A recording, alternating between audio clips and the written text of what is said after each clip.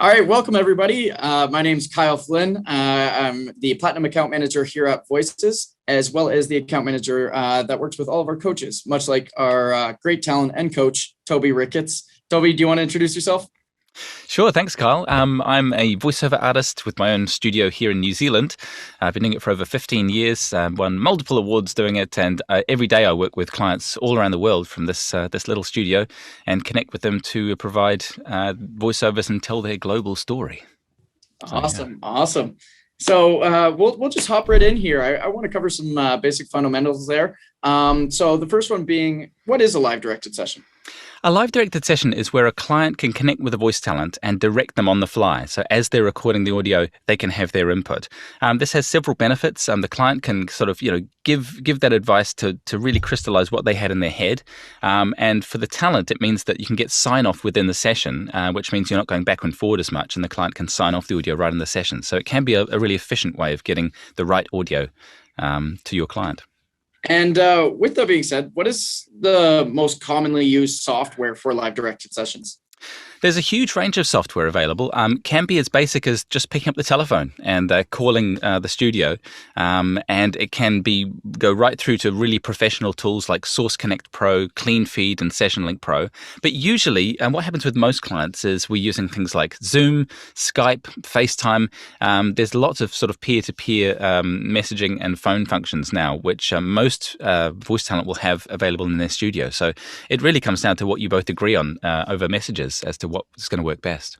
Definitely. Would Source Connect be the most commonly used?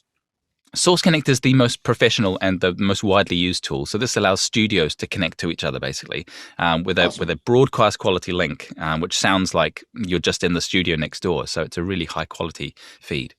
Awesome. And who usually participates in the live directed sessions? Do any Voices team members usually appear on those? Not generally. No, I have had sessions where voices.com team members are there, but they're sort of there on those really big jobs to make sure nothing goes wrong. What usually happens is that the talent and the client will make a mutually agreed time, agree how to connect, and then it'll usually just be the client. Possibly there'll be people sitting around a boardroom and each having their own input. Generally speaking, the more people on the call, then the longer the call will be, and the more sort of inputs there will be. So it's nice to keep it to a core group of stakeholders, basically. So anyone that's got a vested interest in how that ad's going to sound and has an opinion on that should be on the call there to help approve and to craft the ad live. And do talent typically have their own studio that they're working out for these sessions, or what are your thoughts on that? Absolutely. Any voice talent these days on voices.com or on the internet really will have their own broadcast quality studio. It's the way things are done nowadays. So yes, talent will have their own studio and can record in high quality on their end. Usually you're not recording over Zoom or over Skype or something like that. The talent's going to record in high quality on their end, and then they're going to upload those high quality WAV or AFF files to the voices.com platform afterwards. So yeah, you don't need to hire a studio. Talent will have their own studio these days. Awesome. And kind of going more into the actual session itself, how far in advance should a client provide a script to a talent? So it kind of depends on the script, but generally we want to get it at least an hour before so that we can just have a quick read through, see if there's anything with difficult pronunciations or different ways of pronouncing it. And getting the client name obviously is very important in pronouncing that right. So I'd say if you can, 12 or 6 hours before, but it can be as little as an hour before the session. Awesome. Yeah, everybody appreciates a good heads up, right? Exactly. And with that, what are your best tips for getting the most out of a live directed session? Absolutely. So the way to get the best result from a live directed session is to know what you want to start off with. Like really have some notes about this is exactly what we're trying to achieve with the voiceover. Have some ideas in mind, maybe some commercials that you've seen that you want to try and emulate to some extent. But knowing what you want is a really big thing, because then nothing's worse than someone that doesn't know what they want, but they know what they don't want, because you end up just going around in circles. So also have a plan in the session. So know what you want to get out of the session, know what scripts you're doing, and agree on how the talent should attack it. So should we do it line by line, or should we do a complete read through and then do it line by line and then do pickups? Pickups basically are like when you've read the whole script, one line is wrong, you just want to go do that one line. That's called a pickup. So we'll go back and just do that one line by itself. So definitely have a plan on how the session's going to go, and have someone that's kind of directing the session. If you've got 3 people on the call, choose one of them to make the calls and to direct the talent with the feedback that's coming from the room. That's really useful. Taking notes is a really big part of it as well, because lots will go on in the session. There'll be lots of audio. There might be sort of 45 minutes of raw voiceover audio there.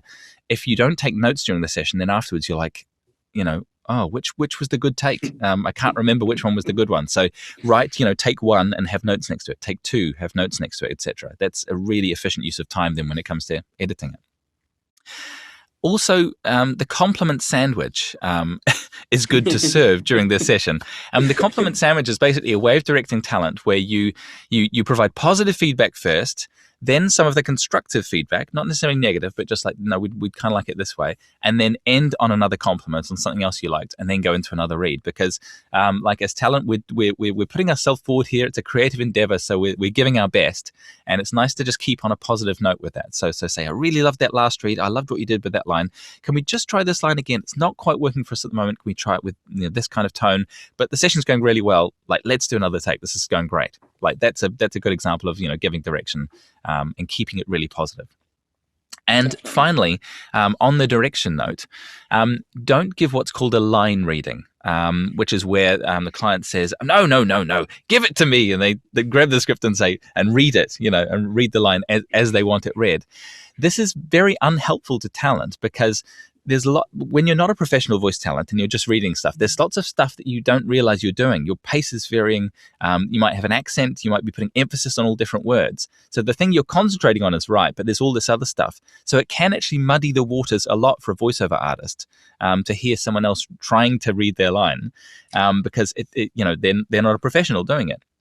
So it's a bit like if you had a builder, come over to your house to do some work on your house, and instead of just telling them, I'd like a new kitchen renovation here, it's literally like a builder walking in and saying, right, pick up that piece of lumber, right, pick up that piece of drywall, put it on that wall, do this, do that. It's like, just give them an idea of what you want to achieve with the project, who you're targeting, and the kind of vibe you want to achieve.